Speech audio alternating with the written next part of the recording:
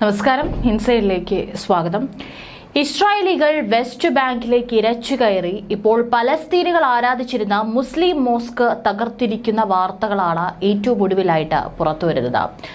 പലസ്തീനുകളും ഹമാസും കാറ്റുവിതച്ച് കൊടുങ്കാറ്റ് കൊയ്യുകയാണ് എന്നാണ് ഇതിനോട് ഇസ്രായേലി പോലീസ് പ്രതികരിച്ചിരിക്കുന്നത്. അതായത് ചെറിയ വടി കൊടുത്ത് വലിയ അടി വാങ്ങുക എന്നർത്ഥം. എന്നിരുന്നാലും വെസ്റ്റ് ബാങ്കിൽ സമാധാനം നിലനിൽക്കുകയാണെന്നും ചില മാധ്യമങ്ങളിലൂടെ പുറത്തുവരുന്നുണ്ട്. കാരണം മോസ്കിന് തീയിട്ടതിനാൽ പലസ്തീൻ ഭാഗത്തെ തിരിച്ചടി ഒഴിവാക്കുവാൻ വെസ്റ്റ് ബാങ്കിലെ യഹൂദന്മാർക്കും വൻ സംരക്ഷണം തീർത്തിരിക്കുകയാണ് ഇസ്രായേൽ പോലീസ്. ആ സമീപ മേഖലകളിലെല്ലാം തന്നെ ഇസ്രായേൽ പോലീസ് ഇപ്പോൾ നിലകൊള്ളുകയാണ്. കളി കാര്യമാക്കി പലസ്തീൻ തീവ്രവാദികൾ മുന്നോട്ടു പോയാൽ വെസ്റ്റ് ബാങ്കിൽ ഇസ്രായേൽ സൈന്യത്തെ വിളിക്കുമെന്നും വെസ്റ്റ് ബാങ്ക് ഗാസയ്ക്ക് തുല്യമായി കീഴടക്കുമെന്നാണ് ഇസ്രായേൽ പോലീസ് പലസ്തീനുകൾക്ക് അന്ത്യശാസനം നൽകിയിരിക്കുന്നത്. വെള്ളിയാഴ്ച രാവിലെ പലസ്തീൻ മാധ്യമങ്ങളാണ് ആദ്യം റിപ്പോർട്ട് ചെയ്തത്. പലസ്തീൻ പട്ടണമായ മർദയിലെ പള്ളി ഒറ്റ രാത്രി കൊണ്ട് തീയിട്ടുവെന്നാണ് പറഞ്ഞിരിക്കുന്നത്. ഇത് ഇസ്രായേലി കുടിയേറ്റക്കാർക്ക് നേരെ ആരോപിച്ചു. പലസ്തീനിയൻ മാധ്യമങ്ങൾ പ്രസിദ്ധീകരിച്ച അധിക ഫുട്ടേജിൽ പള്ളി കത്തിക്കും, പകരം ജൂത പള്ളി പണിയും എന്നും പ്രഖ്യാപിക്കുന്ന ചുവരെഴുത്തുകൾക്കൊപ്പം പള്ളിയുടെ കത്തിയ വാതിലും മുറിയും കാണിച്ചു. മസ്ജിദിൽ നിന്നുള്ള CCTV ദൃശ്യങ്ങളിൽ ഗ്രാഫിറ്റി പെയിന്റ് സ്പ്രേ ചെയ്യുന്നതായി കാണിക്കുന്നുണ്ട്.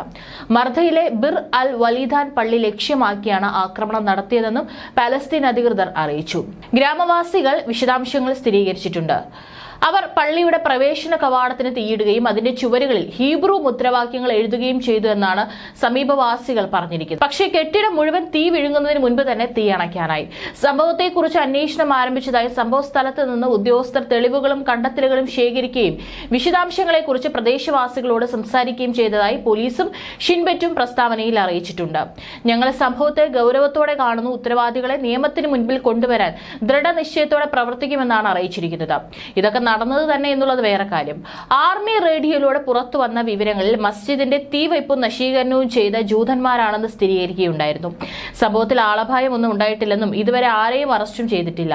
റാമല്ലയിലെ പലസ്തീൻ വിദേശകാര്യ മന്ത്രാലയം സംഭവത്തെ അപലപിച്ചു. ഇത് നഗ്നമായ വംശീയ നടപടിയെന്നും ഇസ്രായേൽ തീവ്ര വലതുപക്ഷ ഭരിക്കുന്ന ഗവൺമെന്റിന്റെ ഘടകങ്ങൾ നമ്മുടെ ജനങ്ങൾക്കെതിരെ നടത്തുന്ന വ്യാപകമായ പ്രകോപന പ്രചാരണങ്ങളുടെ പ്രതിഫലമാണെന്നും വിശേഷിപ്പിച്ചു. 2023 ഒക്ടോബർ 7 ദക്ഷിണേന്ത്യയിൽ ഹമാസിന്റെ ആക്രമണത്തിന് ശേഷം കുടിയേറ്റക്കാരുടെ ആക്രമണം വർദ്ധിച്ചുകൊണ്ടിരിക്കുകയാണ്. ഇത്തരം ആക്രമണങ്ങളിൽ യഹൂദ കുറ്റവാളികളെ അപൂർവമായി മാത്രമേ ഇസ്രായേൽ അധികൃതർ അറസ്റ്റ് ചെയ്യാറുള്ളൂ. ശിക്ഷാവിധികൾ കൂടുതൽ അസാധാരണമാണെന്നും ഇത്തരത്തിലുള്ള ആക്രമണങ്ങളിൽ ഭൂരിഭാഗം കുറ്റങ്ങളും ഒഴിവാക്കപ്പെടുന്നുവെന്നും ചില അവകാശ ഗ്രൂപ്പുകൾ വിലപിക്കുന്നു. ഇസ്രായേലി നേതാക്കളും കുടിയേറ്റക്കാരുടെ ആക്രമണത്തെ അപലപിച്ചെങ്കിലും ഈ പ്രതിഭാസത്തെ തടയുന്നതിൽ അധികാരികളുടെ പരാജയം US-നെയും മറ്റു പാശ്ചാത്യ രാജ്യങ്ങളെയും ഈ വർഷം ആദ്യം തീവ്രവാദ കുടിയേറ്റക്കാർക്കും സ്ഥാപനങ്ങൾക്കുമെതിരെ ഉപരോധം പുറപ്പെടുവിക്കാൻ തുടങ്ങി. ഇതിനിടെ ഗാസയിലുടനീളം ഇസ്രായേൽ ആക്രമണങ്ങൾ നടത്തുകയാണ്. ഏറ്റവും കുറഞ്ഞത് 77 പലസ്തീനുകൾ കൊല്ലപ്പെടുകയും 174 പേർക്ക് പരിക്കേൽക്കുകയും ചെയ്തതായി പലസ്തീൻ ആരോഗ്യ മന്ത്രാലയം പറയുന്നു. പലസ്തീനിലെ തന്നെ ഡോക്ടേഴ്സ് വിത്തൌട്ട് ബോർഡേഴ്സ് എന്ന സംഘടനയുടെ ഗാസ ഡെത്ത് ട്രാപ്പ് എന്ന പുതിയ റിപ്പോർട്ട് പറയുന്നത് പലസ്തീൻ പ്രദേശത്ത് ഇസ്രായേലിന്റെ വലിയ തോതിലുള്ള ആക്രമണം ഉണ്ടായി എന്നാണ്. 2023 ഒക്ടോബർ 7 മുതൽ ഇന്ന് വരെ യുദ്ധത്തിന്റെ 441ാമത്തെ ദിവസം വരെ ഗാസയിൽ 45,000-ലധികം പലസ്തീനുകളാണ് കൊല്ലപ്പെട്ടത്. 1,00,000-ലധികം ആളുകൾക്ക് പരിക്കേൽക്കുകയും ചെയ്തതായി ഗാസയിൽ ആരോഗ്യ മന്ത്രാലയം അറിയിച്ചു. ഇതുകൂടാതെ ഓഷ്വിറ്റ്സ് വിമോചനത്തിന്റെ 80ാം വാർഷിക പരിപാടിയിൽ പങ്കെടുക്കാൻ ഇത്തവണ ഇസ്രായേൽ പ്രധാനമന്ത്രി ബെഞ്ചമിൻ നെതന്യാഹു എത്തില്ല. പോളണ്ടിലേക്കുള്ള യാത്ര അറസ്റ്റ് ഭയന്ന് നെതന്യാഹു ഒഴിവാക്കുമെന്നാണ് റിപ്പോർട്ട്.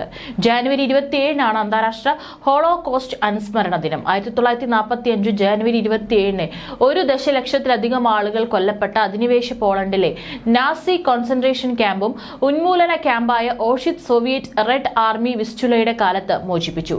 ഈ തീയതിയാണ് അന്താരാഷ്ട്ര ഹോളോകോസ്റ്റ് അനുസ്മരണ ദിനമായി ആചരിച്ചു പോരുന്നത്. വിമോചന തീയതിയുടെ വാർഷികം ഐക്യരാഷ്ട്രസഭയും യൂറോപ്യൻ യൂണിയനും അന്താരാഷ്ട്ര ഹോളോകോസ്റ്റ് അനുസ്മരണ ദിനമായി അംഗീകരിച്ചിട്ടുണ്ട്.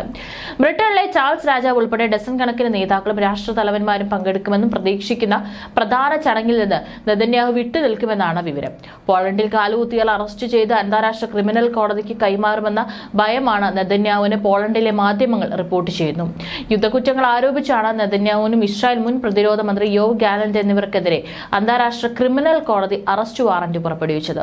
കോടതിയുടെ ഭാഗമായ 120-ലധികം രാജ്യങ്ങളിൽ എവിടേക്കെങ്കിലും പോയാൽ ഇവരെ അറസ്റ്റ് ചെയ്യാൻ സാധിക്കും. തങ്ങളുടെ നാട്ടിൽ പ്രവേശിച്ചാൽ ഇവരെ അറസ്റ്റ് ചെയ്ത് കോടതിക്ക് കൈമാറുമെന്ന് വിവിധ രാജ്യങ്ങളും ഇതിനോടകം പ്രഖ്യാപിച്ചു കഴിഞ്ഞു. ICCയിൽ അംഗമായ 124 രാജ്യങ്ങളിൽ ഏറ്റവും കൂടുതലുള്ളത് യൂറോപ്പിൽ നിന്നാണ്. മധ്യ യൂറോപ്പിലെ പോളണ്ടും ഇതിൽ ഉൾപ്പെടുന്നു. അതിനാൽ തന്നെ രാജ്യത്തെത്തിയാൽ നെതന്യാഹുവിനെ അറസ്റ്റ് ചെയ്യാനാകുമെന്ന കാര്യത്തിൽ സംശയമില്ല. പരിപാടിയിൽ പങ്കെടുക്കുന്നതുമായി ബന്ധപ്പെട്ട ഇസ്രായേൽ അധികാരികൾ പോളിഷ് അധികൃതരുമായി ഇതുവരെ ബന്ധപ്പെട്ടിട്ടില്ല.